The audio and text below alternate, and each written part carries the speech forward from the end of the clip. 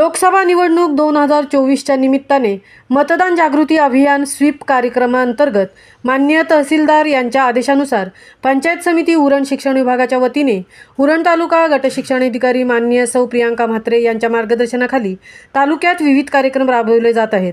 नवीन सेवे केंद्रातील शिक्षकांनी सादर केलेले पथनाट्य तालुक्यातील अनेक गावात मतदार राजाला जागृत करण्यासाठी महत्त्वाचे काम करत आहे।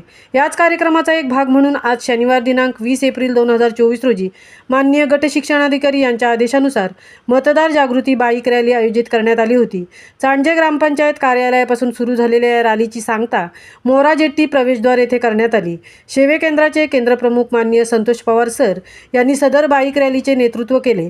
त्यांच्यासह नवीन सेवे केंद्रातील सर्व शाळांचे मुख्याध्यापक व शिक्षक सहभागी झाले होते।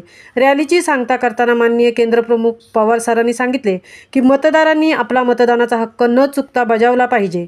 लोकशाही मजबूत करण्यासाठी मतदार मतदान केंद्रावर आलाच पाहिजे आणि आपले बहुमोल मत देऊन देशातील लोकशाही सुदृढ करण्यासाठी हातभार लावला पाहिजे। त्यासाठी आपण सर्व शिक्षक बांधवांनी त्यांना योग्य मार्गदर्शन केले पाहिजे असे प्रतिपादन त्यांनी केले। महामुंबईसह मिलिंद खारपाटील, उरण।